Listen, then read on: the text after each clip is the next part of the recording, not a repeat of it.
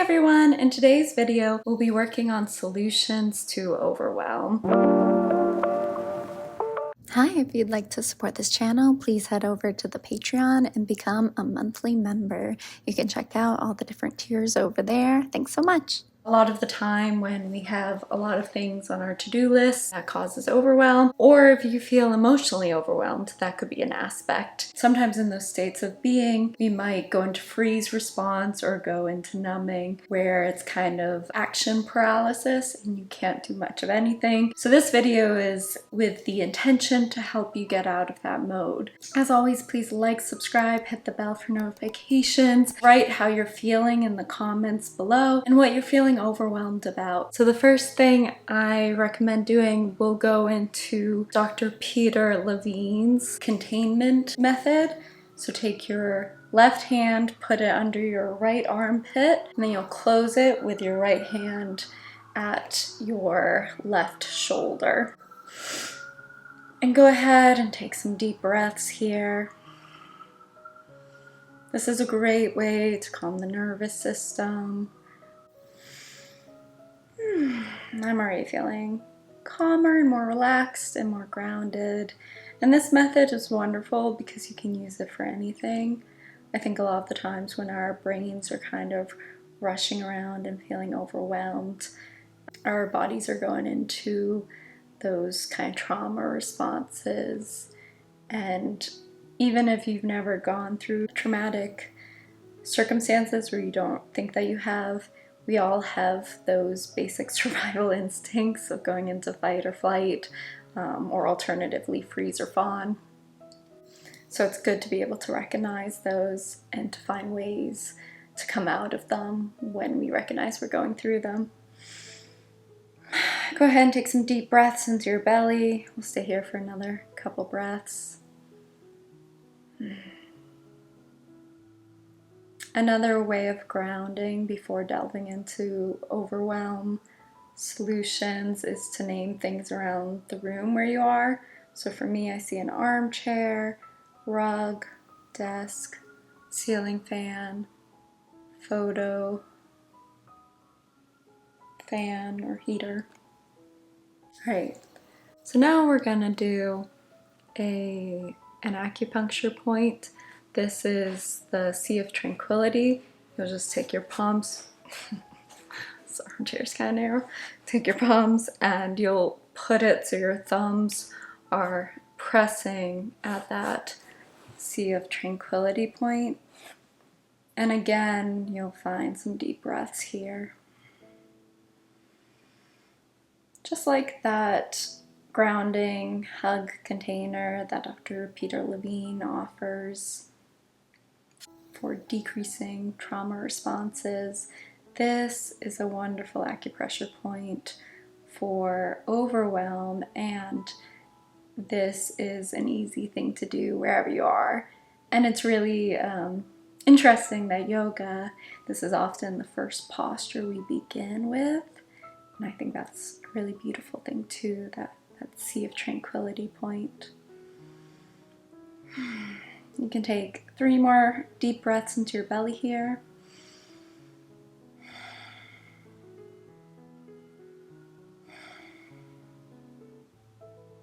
Great, and you can loosen your hands.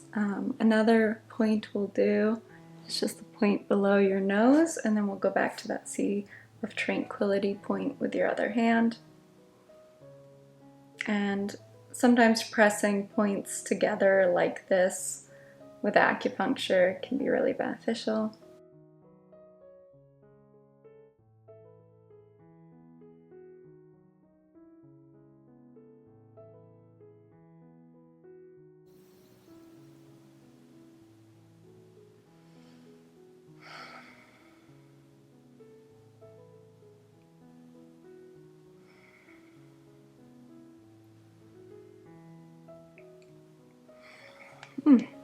And then the final point is going to be just below your belly button, directly below it. You can take both your hands and just press about like 2 little finger lengths or 3 finger lengths below your belly button. You can just gently press. It's so interesting that these acupressure points can relieve different areas of our bodies like this. Like when I was doing the last one, my neck was cracking and my jaw cracked. And with this one, I feel it going through my spine and my neck. And again, you'll just take deep breaths as we're here. I feel very relaxed now. I was feeling a little on edge earlier. Probably had too much caffeine. All right, that's wonderful. One thing, if you're feeling particularly emotional about something, that can be a huge distraction from all that you have to do. I'm a huge fan of emotional freedom tapping. If you recognize which emotions, or if there's something situationally distracting you from what you're doing, that can be one of those things where our bodies kind of go into defense mode and we might shut down. So sometimes if I have a problem, I don't feel like there's an accessible way to mend that, I might get overwhelmed or kind of shut down and just be avoidant about everything, so I don't have to face my feelings really about the situation that doesn't seem to have a solution. In those cases, sometimes it's wonderful to find relief through staying active, exercise, or doing things rather than shut down, rather than go numb, rather than numb yourself through an addiction like drinking or watching too much TV or imbibing too much internet usage. In that case, you can face the emotions. I recommend using an emotion wheel. There's a wonderful one on humansystems.com or .org that exhibits uncomfortable emotions and comfortable emotions. So if you're feeling overwhelmed, I recommend the uncomfortable emotion wheel, and then just choose all the uncomfortable emotions you're feeling, write them all down, look at the list, and choose the one that feels most intense. And maybe it's a few that feel most intense. In the past, I've had like anger and grief, so I might do an emotional freedom tapping exercise for either of those. On this channel, I do have some emotional freedom tapping videos. Link below. You can also journal, take 15 minutes and just journal how you're feeling. Just drop it all. You can even take just a few pieces of loose paper and afterwards just tear up the pages. So you don't have to keep them or have them kind of lying around. You get that kind of privacy of relieving yourself of whatever emotions with the situation and then just allowing it to flutter away. Another step to acknowledging emotions like that is to meditate. So with meditation, you can do a certain breath work to find that grounding. I like alternate nostril breathing. I like breath of fire, but that one's more energy building. Box breathing is lovely. So you can do any of those or just regularly breathe in and out. And then as a distressing thought comes, just let it go along like little boats along a stream. One of the things that happens if we're having distressing thoughts or feelings or overwhelming emotions, it's kind of like a barrel full of apples. We might have the instinct to like bob the apples underneath the water, just avoid them, go around them, but invariably they tend to get in the way or they bob up again. So that's where suppressing emotions or avoidance generally don't work long term. It might work short term. Short term, you might be able to numb out or do certain addictive things like workaholism to get around these other emotions you're feeling, but at the end of the day, what you don't face tends to rear its head again. Pick up those apples, examine them, and then you can put them aside. And yes, maybe they'll come up again because that's how emotions work. We experience them again and again in different settings, but you can handle them because you've already handled them this one time through meditation or even just sitting here doing the different exercises we did. One of the really important things to remember when you're overwhelmed is that you're totally capable of doing what you need to do, and the best way of doing what you need to do is by doing it and not being overwhelmed by it. And that's hard to remember at times. Exercise is a great method. Taking a walk, a 10 to 15 minute walk can release energy and get you into a more grounded state and give you a mood boost to help you work through your to-do list, dancing, or some other method of exercise, yoga. Now I recommend getting your piece of paper and pen, and we'll dive into a writing exercise to dump all the things from your brain and put them on the page. Recently, I went to the store and I picked out a new journal exclusively for to-do lists because I have a lot of different things going on right now and I keep forgetting things. And I need to not forget things.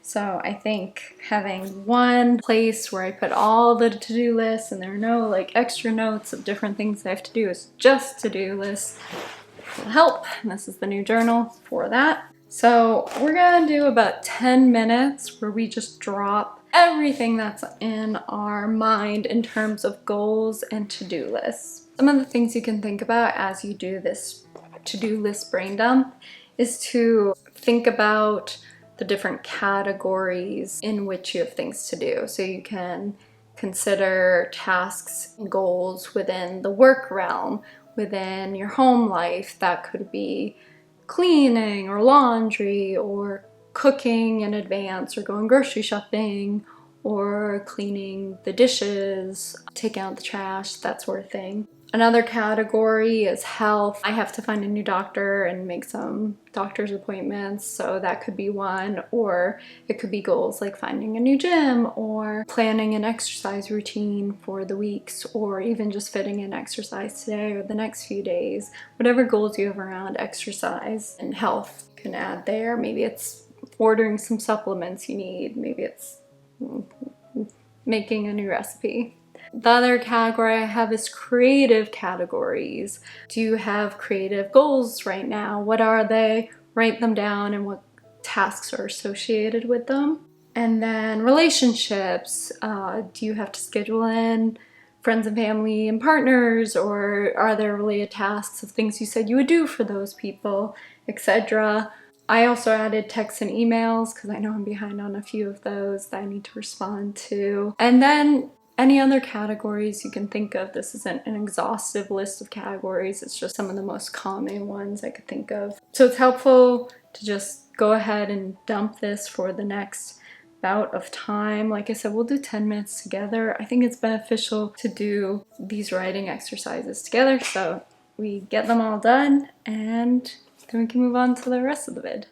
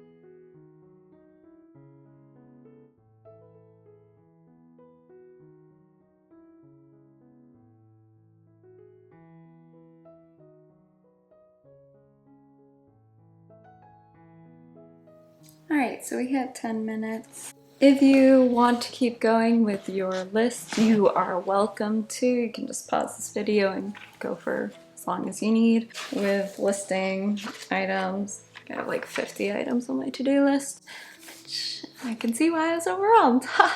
Alright, so now that you have your to-do list rolled up in front of you, now we're going to assess the items on your to-do list. One of the things I like to focus on first is time-sensitive items. If you have any items that need to get done by a date very fast, right next to them, or tasks that might not have like specific deadline but that are really important to get them done sooner than later, mark at ASAP next to it. Alongside that, you can also star important tasks. You can think about tasks that are going to give you the most return in some way, whether that's emotional return or some other kind of return, if you complete them. So go ahead and take couple minutes to go through that.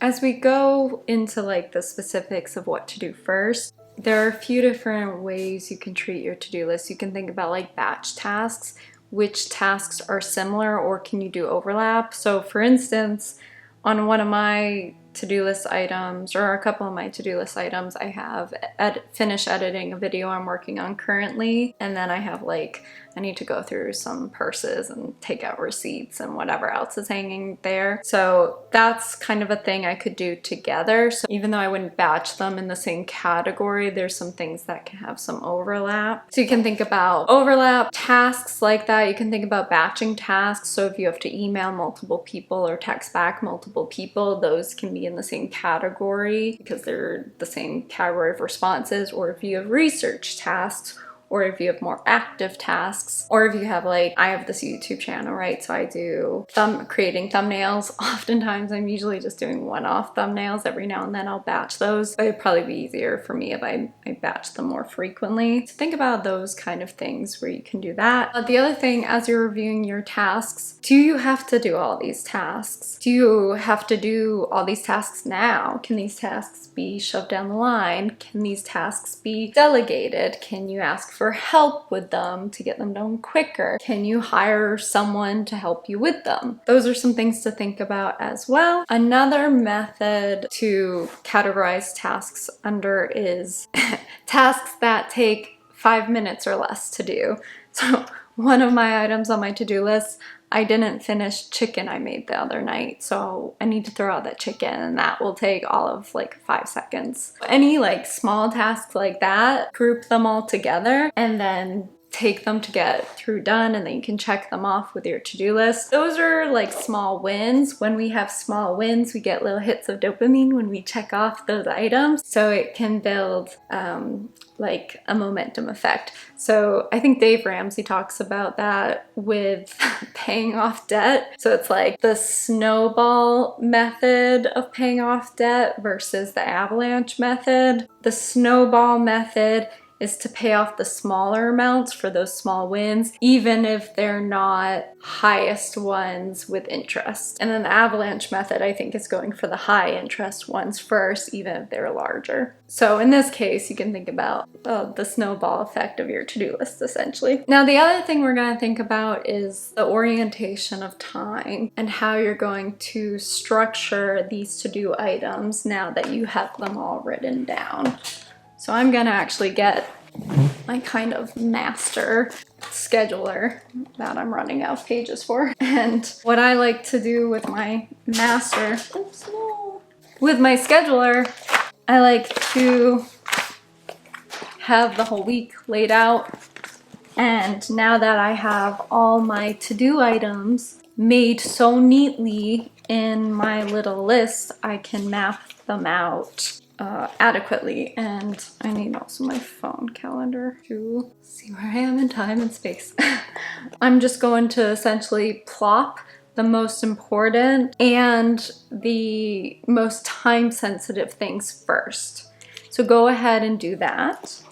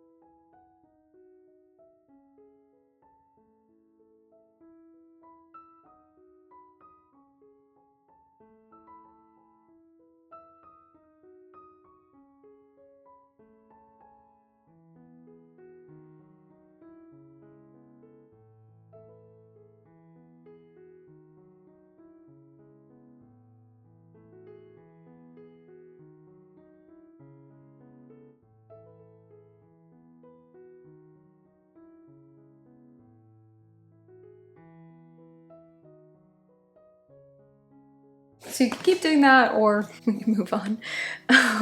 You can make a to-do list for what you're immediately going to do once you stop watching this video. And then that gives you immediate actions to take. Some people like doing the most difficult tasks first. So that's another way of getting through overwhelm. You can think about what are the most stress-inducing tasks that, if neglected, will continue to cause you the most stress, and do those first instead of the easier ones. By getting the most intense or the kind of tough frog, I don't know why I said tough frog projects, it can help you feel a little more relief moving through the other tasks. Oh, I think I said tough frog because I think there's like a phrase about eating the frog. Maybe that's what it is. Eat the frog first, and then you can move through the less challenging frogs, tadpoles. Other things to work through your overwhelm is to use the Pomodoro method. I'm a huge fan of the Pomodoro method. I don't use it as much as I probably should, but I have a video that goes into what the Pomodoro method is on this channel, which I'll link to below, as well as multiple Pomodoro timers. The Pomodoro method in brief is to work on one task for 25 minutes, hyper-focused, working while a timer for 25 minutes is going. At the end of the 25-minute timer, you take a 5-minute break and you repeat another 25 minutes, 5-minute break, 25 minutes, 5-minute break, 25 minutes, 5-minute break, up to 2 hours. After the first 2 hours, if you want to continue with that method, you'll take a 15-minute break and then you'll go into another 2-hour session with the 5-minute breaks. One thing with the Pomodoro method you can do, if you've identified 5-minute or less tasks or like more physical tasks, you can use those for your breaks. For instance, I could have like getting up to stretch on my break, but instead of particularly stretching, I could wash dishes for 5 minutes or throw out that chicken I alluded to previously during my 5-minute break, or put in a load of laundry during the 5-minute break. So there's some active release during the break and forward momentum on the rest of the items on the to-do list, and then you can go back into whatever original task you were in for your next 25-minute session, or you can pick up a new task if you finish the other one. The other thing I recommend as you go through your to-do list, time yourself, even if you're not using the Pomodoro method. Figure out how long it takes to do each item on your to-do list so that in the future you'll be able to more accurately project how long things actually take. Sometimes I think tasks are gonna take like 5 minutes and done, and then I hit some curveballs and I realize, oh, this is a more complex task than I figured, and I did not give myself enough time.